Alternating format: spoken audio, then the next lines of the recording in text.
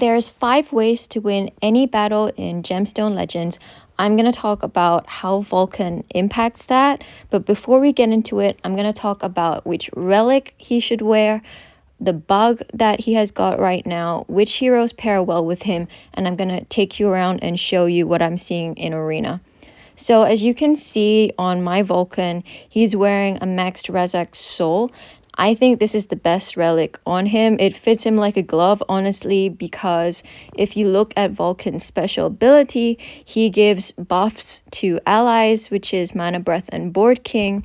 And part of Razak Soul is that whenever the hero buffs allies, you're getting 10 mana to all allies. For me, that's the biggest benefit. Razak Soul also gives a bit of an impact on speed, so it'll increase the speed a little bit. For me, the speed is not the main thing because you can always adjust the speed a little bit with your gear. For VULCAN, if you're going to be using the part of his passive ability that increases the crit damage of allies, you're going to be looking at different milestones of speed.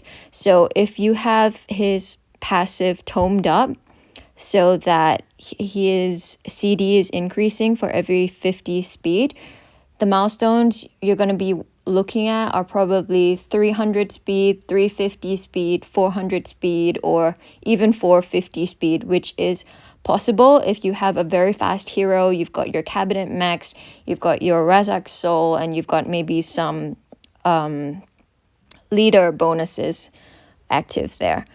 So those are the ones that you'll want to hit if you're looking at increasing the crit damage.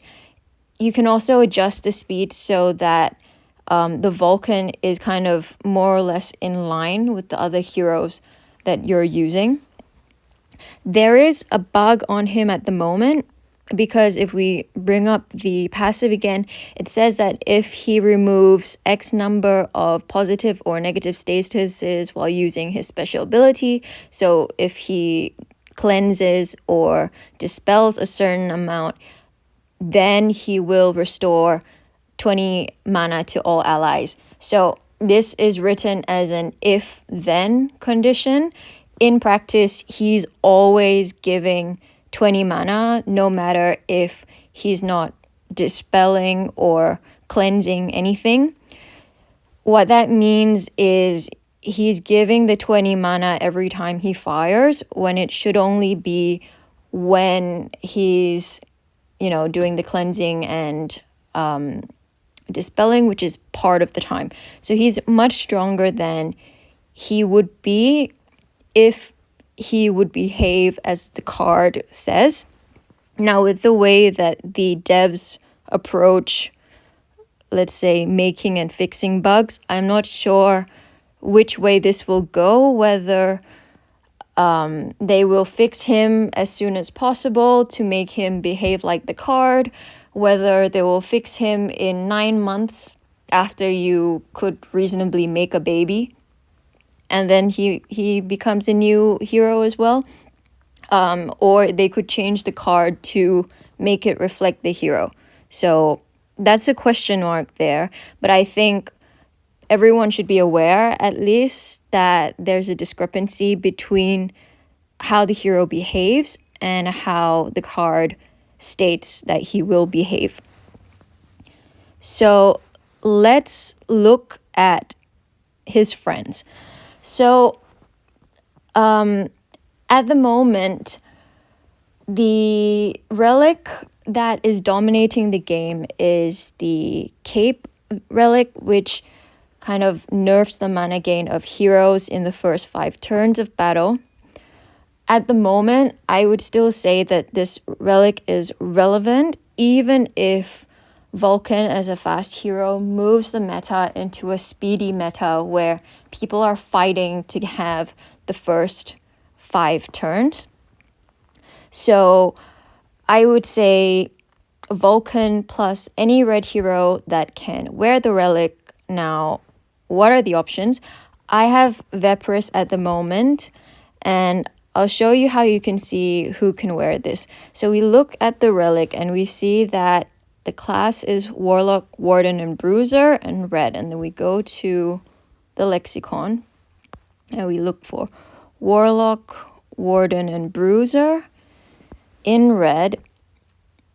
And all of the heroes you see on the screen are the heroes that you could pair him with.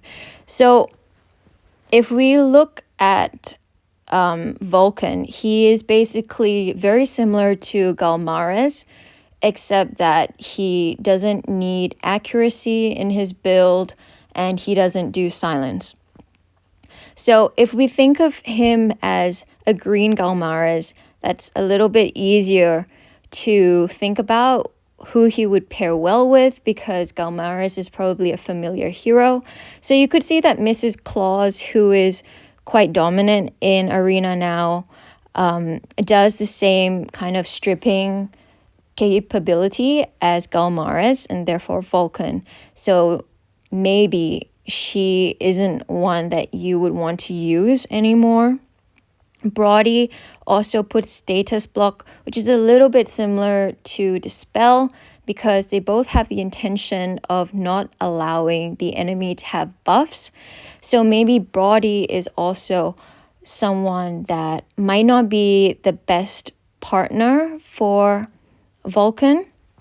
If we look at the other popular choices, Najar is someone who wears the cape a lot of times. So he does taunt and he does immunity at the start of the wave. That can still be interesting with VULCAN. However, if you get VULCAN to charge early, then he can cleanse himself. So it's a little bit debatable whether immunity is still needed at the start of the wave. Also, if your heroes are really fast, so that your heroes always take the first 3 turns, or they take the first 3 turns before the attacker moves on defense, or if you're basically if your 3 turns runs out before the enemy makes a move, your immunity is not really effective. So it's the interplay of whether the start of wave buffs really work with the speed that you are running in your team. So the reason that I'm using Vepris at the moment is Vepris is inherently an extremely strong character. She places debuffs on the enemy, which is Assassin's Mark, and the disadvantage of her by herself is she doesn't do any stripping. So she needs someone to strip for her and then she can debuff. And that means that in terms of her function, she is better matched to VULCAN than someone, for example, like Mrs. Claus or Brody. You could say that Vepris is maybe on the same level as, let's say, Guan Yu, Hildy-Gildy, Kusai, Sobina, potentially, as people who will throw debuffs at the enemy without doing a strip first. So I would say that these are all kind of interesting candidates.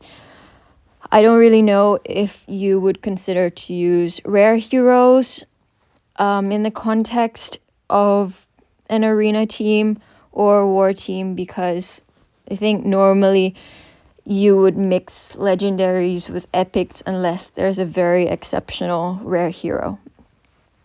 I think Donkey Show, which is an interesting pronunciation of the actual character, could be an interesting one. I don't have him, but I think he could be a very interesting character because he deals damage.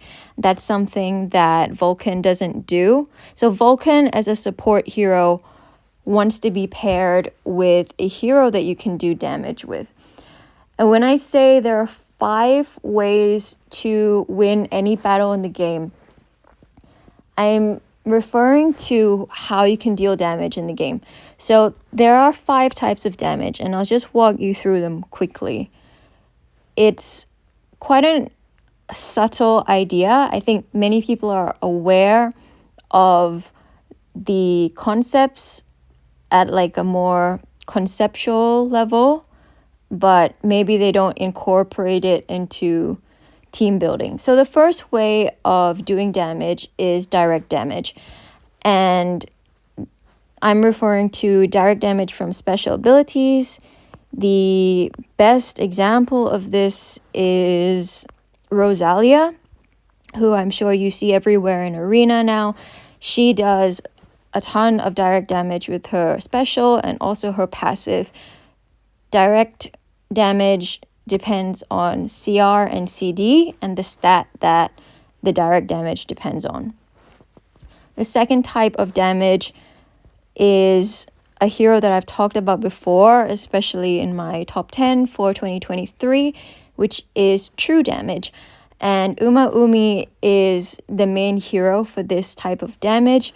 So the true damage is something that doesn't depend on CR or CD, but it does depend on a particular stat. So the true damage doesn't go through defense.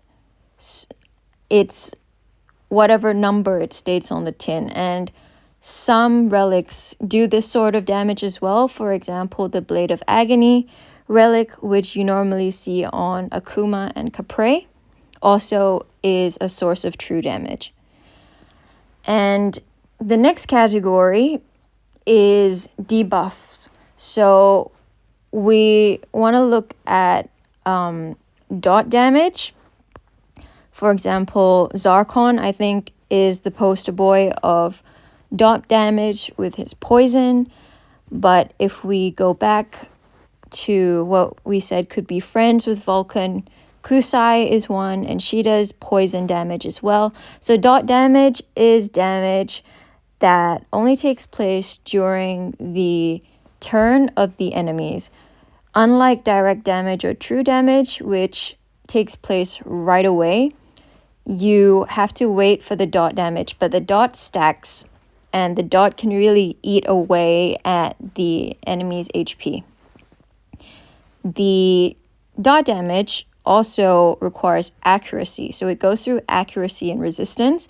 It does not rely on CR and CD. The fourth type of damage is what I call status damage. So it's statuses that inflict a lot of damage. One hero is Nithiri, so she does Assassin's Mark and Snare, and those are the main ones that will do status damage. If you've seen the Witch Rifts, the Witch has a death status, and that is an example of status damage as well. We can look back again at Vepris. Vepris does Assassin's Mark, so Assassin's Mark is a form of status damage. So when I'm looking for friends for VULCAN, I'm mostly looking at heroes who can fall into some of these damage categories: direct damage, true damage, dot damage, or status damage. The final type is tal damage, which normally is not a big component, but if you've ever been stuck in an arena battle or a war battle where there's no heavy hitters left and you've just got supports tiling each other to death, or someone has defense down on you and you're with your Inula and trying to towel them out before you die. You know what I'm talking about. The main hero who doesn't do any special ability damage right away but buffs himself to do better towel damage is Maharold. So, this is an example of a hero that basically only does damage through towel damage. And towel damage is the fifth type, which is a really subtle way of doing damage to your enemies. And if you can keep these concepts in mind: direct damage, true damage, dot damage, status damage, or towel damage, and start to think, when I go into a battle environment, which is the strategy that I want to rely on to win? So let's go into arena. We can have a look.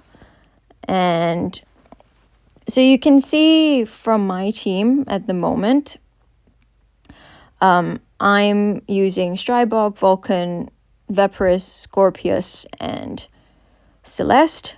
So I'm using mostly a status damage strategy, right?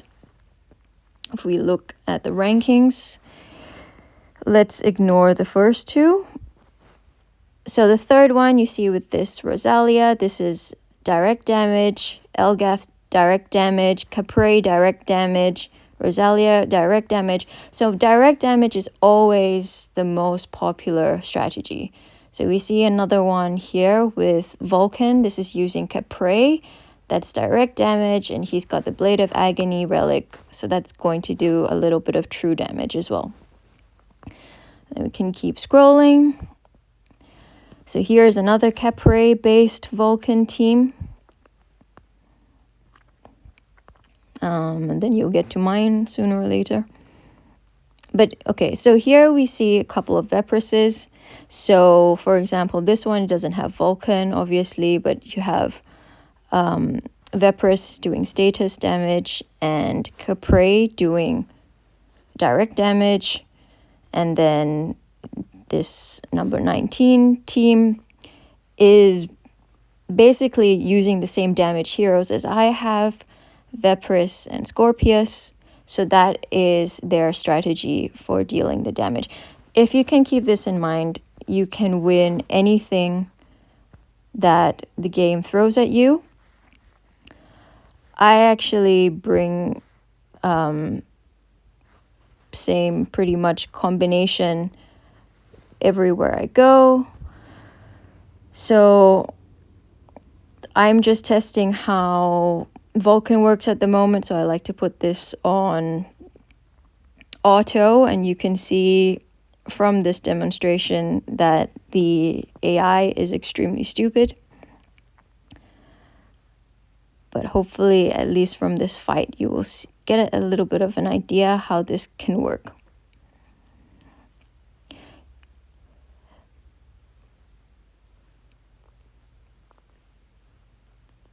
So this strategy here is I was very fast. I was able to take the first turns, and though I wasn't able to charge straight away, I am getting a lot of mana in right now.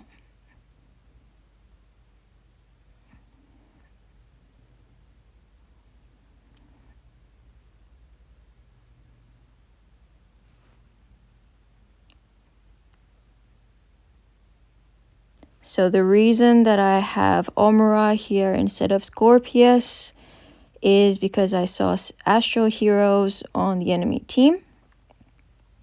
And Omura is the best Astral counter in terms of individual heroes right now.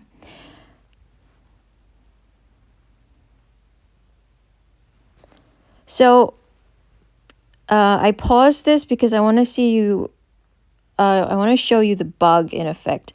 So Vulcan, look at his ability. If he removes up to 5 positive or negative statuses, he restores 20 mana, right? And then he's got his Razak Soul, which restores another 10. If we look at the status of the field, the enemy has 1 buff, and I have 2 debuffs on Strybog. So that makes 3, and that means that when I fire Vulcan, we expect that his passive ability with the mana, with the 20 mana, will not activate. However, his Razak Soul should activate. So we're expecting that he will give 10 mana, right? If we press him,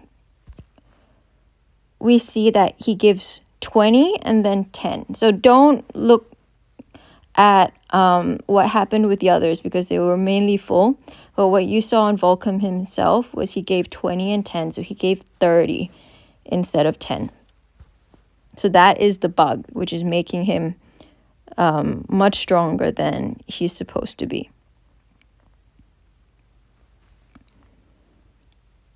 So that's it. This is pretty simple, so let me see if I can show you something else.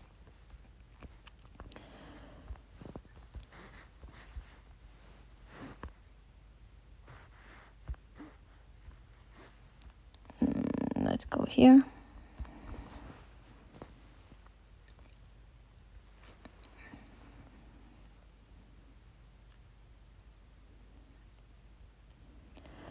I think overall, VULCAN is one of the strongest heroes in the game. Even if the bug is fixed so that he is weaker, he'll still be one of the best heroes in the game right now. The main thing is that we haven't been able to use Galmares for a while, ever since Rosalia became so prevalent. And being able to have a 2-in-1 debuff and cleanse is so big, because these are such important abilities for a support hero to have. VULCAN is a hero that can flip the meta on its head and make people spin back to using speed overnight. So that is a reason that I can understand why some people are blowing all their scrolls to get this hero right now. If you're wondering whether you should do the same, I think it's very likely that the final elf event for the Suzette fusion is going to be scrolls. So, take a hard look at yourself in the mirror and think, what do you really want? You could always wishlist him and try for him during a future scroll event. I think it is quite nice to use him now while he is bugged, to get some arena battles in. I'm mostly doing this to earn arena tokens so that I can buy another legendary relic. But no matter, how soon you get him, I think this is going to be a hero who is going to be relevant for a long time. So there's no real need, I think, to go all out and get him right now unless you really want to. So this is cool. So Rosalia, so the speed didn't work out in this one. It would have been fine if Rosalia had not killed so many, but let's carry on with the battle to see if anything can be salvaged. Probably not. Let's quit this one and think about that for a second. Move on to the next one.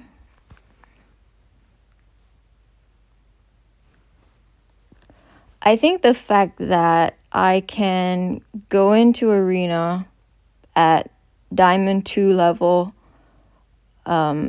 pick a team, and press auto is a sign that this is, a hero or a team that really works for me.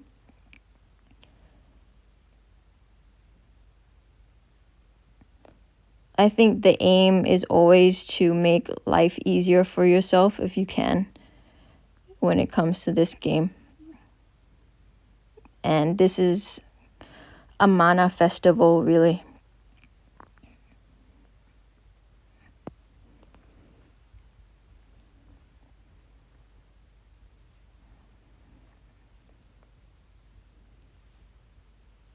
So I have high hopes for this one.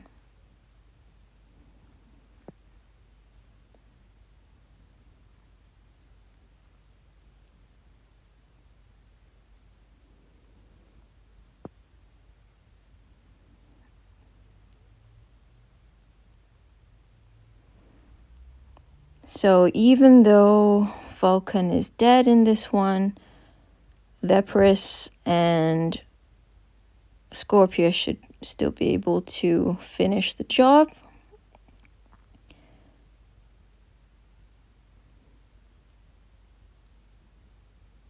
So again, it's the concept of which type of damage can you build your team around. Veparus is definitely a hero that you can build a team around. She just happens to be a good partner for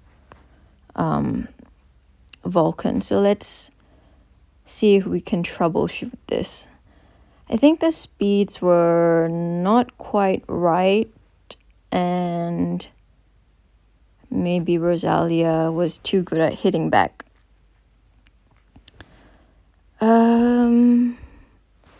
So we could try Capri.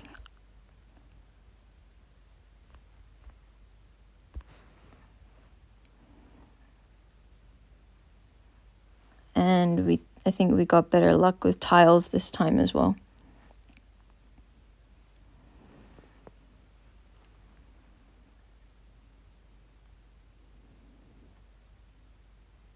So you can see that Vulcan being really fast and being able to fire right away is so major, and he just starts kind of splashing the mana around.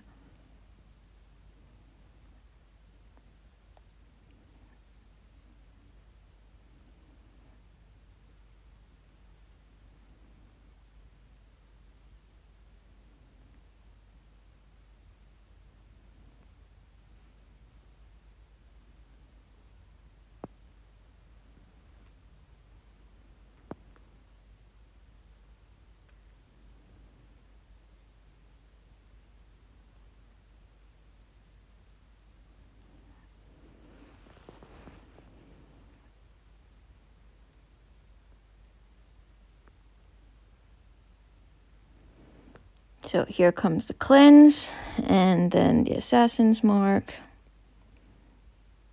And Capri picks them off one by one.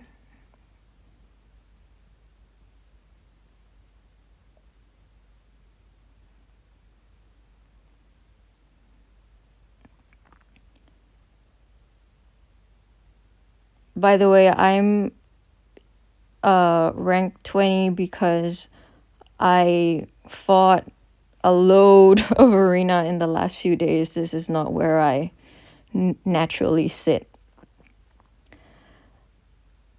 But I have placed a Vulcan team for around 24 hours now. So after this, let's go to my history. So on offense, I've basically won everything with this team. On defense, I think it's also a pretty decent record. Once people figure out how to beat you, then they can do it repeatedly, but it's still nice to trip some people up now and then. So really think this is a fantastic hero. I really love how the guildmates from Jedi are kind of bringing out their Vulcans in support. I think that's really kind of sweet to see from the community. So that is my kind of review / meta commentary / demo of Vulcan. And definitely check out the other videos from the content creators if you want to hear more about his card and the detailed explanations of it.